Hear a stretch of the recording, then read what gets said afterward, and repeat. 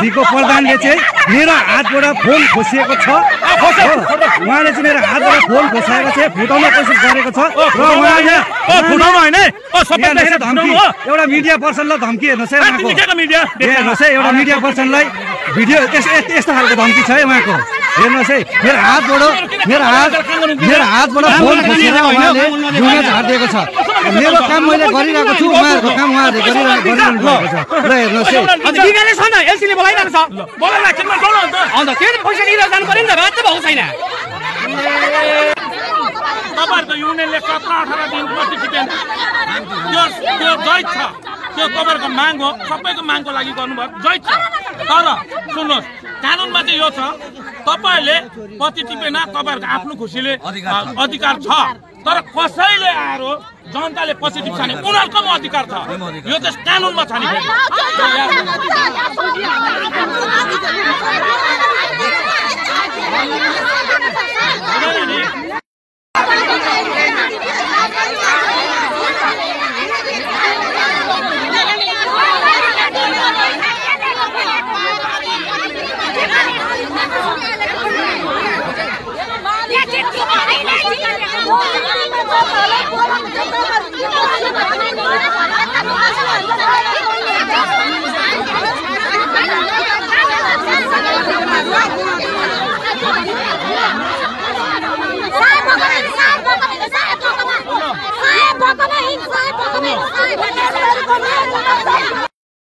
श्रमिकहरू get meeting बसिरहेको छ भने एकातिर फेरि अर्को यही चियाबारीमा खटी खाने मजदुर श्रमिकहरू उहाँहरू यसरी पत्ती टिप्नका लागि आएको छ। र केही दिन अगाडि सर्किट हाउसमा एलसीले कम्पनीलाई 4 दिनको टाइम मागेको थियो कि पिएफ र ग्रेजुटीको बारेमा तपाईँले यो झट्टै निर्णय लिनुपर्छ भनेर कम्पनीलाई भनेपछि 4 दिनको टाइम मागेको थियो। र अर्कोतिर भने अहिले यहाँ श्रमिकहरू पत्ती टिप्नका लागि आएको छ। र यहाँ कारणदार पनि हुनुहुन्छ है।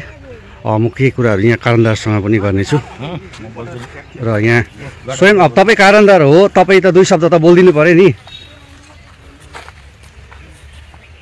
र उहाँ बोल्नु मान्नु भएको छैन, उहाँ खुदै कारणदार हुनुहुन्छ तर उहाँ 1 शब्द पनि बोल्नु भएन। उहाँ आफ्नो फोन उस गरेर जानु भइरहेछ है। र